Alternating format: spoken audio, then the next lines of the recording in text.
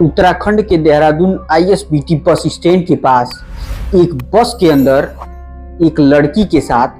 बस के कंडक्टर और बस के ड्राइवर कुछ कर रहे होते हैं, जिसे देखने के बाद एक बगल वाले यानी बस के ठीक पैरेलल वाले बस में जब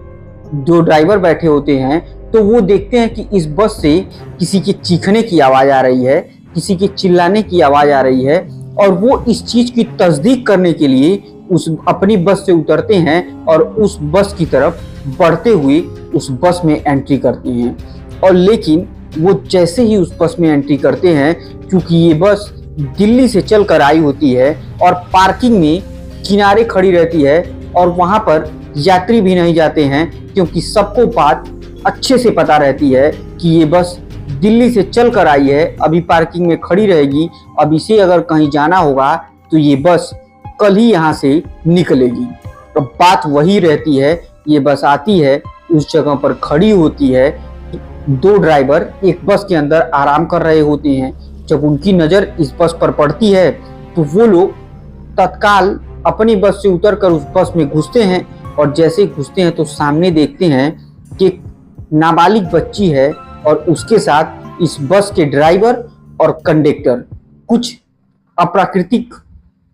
तरीके से कार्य कर रहे हैं, उसके साथ कुछ गलत हरकतें कर रहे हैं। वो गलत कार्य करने के लिए उसके कपड़ों को उतार चुके हैं और वो उस कार्य में आगे बढ़ने की कोशिश कर रहे हैं। और जैसे ही इन लोगों की नज़र उस पर पड़ती है तो ये लोग उससे पूछते हैं कि ये तुम क्या कर रहे हो, उस बच्ची के साथ तुम क्या करने वाले हो। अब इतना ही सुनना था कि वो लोग चौंक जाते हैं और कहते हैं कि देखो, हल्ला मत करो, अगर तुम्हें भी करना है तो तुम भी हमारे साथ आ जाओ। अब इतना सुनना ही था कि ये दोनों ड्राइवर भी बहुत खुश होते हैं कि चलो बैठे बैठाए कितना अच्छा मौका मिला, चलो कितना अच्छा मौका मिला कि एक लड़की जो अभी बिल्कुल यंग है, नई है, उसके साथ हमें कुछ करने का मौका मिला है। नमस्कार दोस्तों, मेरा नाम आर्यन मिश्रा है और जुर्म के वर्चस्व की कहानी में आज की कहानी कुछ ऐसी होगी, यकीन मानिए, जिसे सुनने के बाद आपकी रूह कांप जाएगी और दरिंदगी कुछ इस कदर हो सकती है कि आपने कभी सोचा भी नहीं होगा। तो अगर आप चैनल पर नए हैं तो कृपया चैनल को सब्सक्राइब, वीडियो को लाइक और वीडियो को ज़्यादा से ज़्यादा शेयर कीजिए। और देर ना करते हुए हम सीधे कहानी पर ही आते हैं। दोस्तों, दरअसल ये कहानी शुरू होती है दिल्ली की एक कश्मीरी गेट पर, जब एक लड़की जो मानसिक रूप से थोड़ी सी विक्षिप्त रहती है वो एक बस स्टैंड पर खड़ा होती है और वो पंजाब के पटियाला जाने के लिए लोगों से बार बार पूछती है कि इसमें से कौन सी बस पंजाब के पटियाला जाएगी, कौन सी बस पटियाला जाएगी। और यही सब वो बातें पूछते पूछते उस जगह पे एक देहरादून की खड़ी बस के पास पहुंच जाती है और उसके बस और कंडक्टर से ये बात पूछने लगती है। अब जैसे ही वो बस और कंडक्टर से ये बात पूछती है तो लोग कहते हैं कि आपको कहाँ जाना है, तो बताते हैं कि ठीक है, ये बस वहीं जाएगी जहां आप कह रही हैं और आइए आप बैठ जाइए। क्योंकि इस बस के कंडक्टर और ड्राइवर की निगाह इस लड़की की खूबसूरती और इसे दिमागी रूप से थोड़ा कम आंकने के बाद से ये लोग समझ चुके होते हैं कि इस लड़की को शिकार बनाने के लिए काफ़ी आसानी रहेगा। अब ये लड़की उस बस में बैठ जाती है। ये बस कंडक्टर और ड्राइवर उससे टिकट तक के पैसे नहीं लेते हैं, जहाँ पर रुकते उस लड़की को अपने साथ लेकर जाते, उसे खाना भी खिलाते और अपने पास ही रखते। और देखते ही देखते ये बस दिल्ली से चलकर देहरादून के मेन बस स्टैंड पर आकर रुक जाती है पार्किंग में, और ये बस पार्किंग में चली जाती है। जब ये बस पार्किंग में चली जाती है तो उस जगह पर सिर्फ और सिर्फ सारी सवारी उतरने के बाद 3 लोग उस बस में बसते हैं, एक ये लड़की, एक बस का कंडक्टर और एक ड्राइवर। ये तीनों लोग उस जगह पर रुक जाते हैं और उसके बाद ये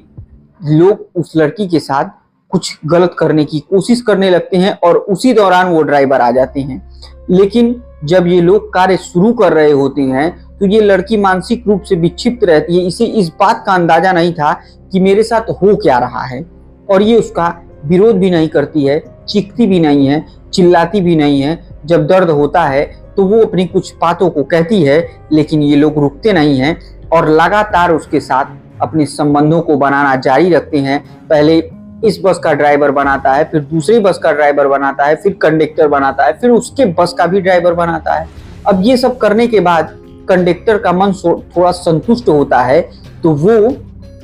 उस जगह से उतरता है और इस बस ड्राइवर को और उन दोनों यानी तीनों लोगों को कहता है कि इस लड़की का ख्याल रखो और इसके साथ तुम लोग यहीं बने रहो, तब तक मैं ये कैश का जो पैसा है, जो मैं दिल्ली से यहाँ चल कर आया हूँ, जो पैसा है इसको मैं जमा करके आता हूँ। अब जैसे ही वो कैशियर के पास जाता है तो उस दौरान कुछ पैसे इसमें कम हो जाते हैं। जब पैसे कम हो जाते हैं तो वो कैशियर कहता है कि तुम कर क्या रहे हो, आखिर जब बस आई है, इतनी देर से बस खड़ी थी, तो तुम इतनी देर बाद कैश जमा करने क्यों आए हो? रोज तो तुम्हें बहुत जल्दी रहती है घर जाने की। तो कहता है कि ये पैसे गिनिए, और जब कैशियर वो पैसे गिनता है तो उसमें जब कुछ पैसे कम हो जाते हैं तो कहता है कि ये पैसे इतने कम क्यों हैं? तो कहता है कि देखिए, पैसे कम का टेंशन ना लीजिए, आज मैं आपके लिए एक ऐसी चीज लेकर आया हूँ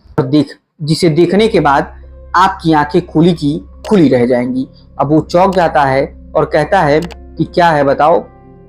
तो वो कहता है कंडक्टर आइए मेरे साथ बस में चलिए। अब वो पैसा ये गिनता नहीं, वहीं बगल में रखता है और अपने कलीग को कहता है कि पैसे गिन कर रख लेना, जो कम होगा वो मुझे बता देना। अब वो उस कैशियर को लेके उस बस में जाता है और जैसे ही बस में जाता है तो सामने देखता है कि लड़की के साथ दो ड्राइवर जबरन संबंध बना रहे होते हैं, और जैसे ही वो लोग देखते हैं कि साहब आ गए, वैसे ही वो लोग उसे छोड़ देते हैं और कहते हैं कि चलो हम बाद में कर लेंगे, पहले साहब को मौका दो। फिर साहब जाते हैं, अपनी पूरी हवस को मिटाते हैं और पूरी तरीके से संतुष्ट होने के बाद उस जगह से निकलते हैं, और निकलने के बाद फिर अपने कैश काउंटर पर जाकर बैठ जाते हैं। और फिर इन दरिंदों ने अपनी इन सारी हदों को पार किया और तकरीबन रात के 3-4 बजे के आसपास इस लड़की को उस बस से उतार दिया जाता है और बता दिया जाता है कि अब जाओ 14 नंबर प्लेटफॉर्म की तरफ बस शायद तुम्हें मिलेगी। अब ये लड़की नीचे उतरती है, घूमते फिरते वहाँ चली जाती है, लेकिन इस लड़की के ऊपर एक व्यक्ति की लगातार नज़रें बनी रहती हैं, और वो नज़रें होती हैं इसी बस ड्राइवर के कंडक्टर की। लेकिन इस लड़की के चलने से, इस लड़की के बर्ताव से एक वहाँ पर सुरक्षा कर्मी बैठा होता है, उसकी नज़र जब इसके ऊपर पड़ता है तो उसे लगता है कि कहीं ना कहीं इस लड़की के साथ कुछ गलत हुआ है, और वो गार्ड इस लड़की से बात करने की कोशिश करता है। लेकिन ये लड़की कुछ अपने बारे में सही से बता नहीं पाती है, और वो बस यही बात बताती है कि वो पंजाब के पटियाला की रहने वाली है और वहीं पर ये रहती है। अब इतना सुनना था कि वो जो कंडक्टर होता है वो किसी तरीके से इस लड़की को फिर अपने जंगल में फंसाना चाहता था, लेकिन सूझबूझ का परिचय देते हुए सुरक्षा गार्ड ने चाइल्ड हेल्पलाइन नंबर पर फ़ोन कर दिया, और उसके बाद वहां पर वो लोग आ जाते हैं और इस लड़की को अपने गिरफ्त में ले लेते हैं। दरअसल दोस्तों, जब वो लोग अपने गिरफ्त में इसे लेते हैं तो शुरुआती दौर में वो बार बार यही बात बता रही होती है कि वो पंजाब के पटियाला की रहने वाली थी और दिल्ली में वो थी, पता नहीं कैसे वो देहरादून आ गई। ये घटना 12 अगस्त की होती है, और इस लड़की को 12 अगस्त को ले जाने के बाद तकरीबन 3-4 दिन बाद जब इस लड़की की तबीयत बेहद ख़राब होने लगती है, तो जितने भी उस चाइल्ड हेल्प केयर में महिला होती हैं वो इस लड़की को बार बार समझाती हैं, बुझाती हैं, और इससे ये जानने की कोशिश करती हैं कि आखिर बताओ तुम्हारे साथ हुआ क्या था। काफ़ी मुशक्क़त के बाद तकरीबन 3-4 दिन के बाद उसने कहा कि मेरे साथ कुछ लोगों ने गंदा काम किया है। अब इतना ही सुनना था कि तुरंत चाइल्ड हेल्प केयर ने पुलिस को सूचना दी। पुलिस इस मामले में इन्वॉल्व होती है और जांच पड़ताल शुरू किया जाता है। और यकीन मानिए दोस्तों, जब सीसीटीवी 12 अगस्त की खंगाली जाती है तो पता चलता है कि इस लड़की के साथ कितना बड़ा कांड हुआ है। उसके बाद वो व्यक्ति भी उस सीसीटीवी कैमरे में नजर आता है, यानी वो कंडक्टर जो उसे दिल्ली के कश्मीरी गेट से बैठा करके देहरादून ISBT बस स्टैंड पर लेके आता है। और यहाँ पर पुलिस जब पूरी तरीके से तस्दीक करना शुरू करती है, उस लड़की के बारे में पता लगाना शुरू करती है, तो वो लड़की पंजाब के पटियाला की नहीं बल्कि उत्तर प्रदेश के मुरादाबाद के एक गांव की रहने वाली थी, जो कि हम नाम नहीं ले सकते हैं। और जब उसके परिवार वालों से संपर्क करने की कोशिश की जाती है तो उसके परिवार वाले बताते हैं कि ये लड़की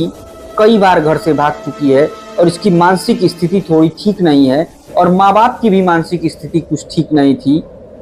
और जब उनसे बातचीत के दौरान इन पूरी बातों को पूछा जाता है तो बताते हैं कि वो बार बार भाग जाती है और माँ बाप भी कुछ उसी तरीके से थे जिसकी वजह से इस लड़की ने अपने घर को छोड़ दिया। जब माँ बाप मुरादाबाद से देहरादून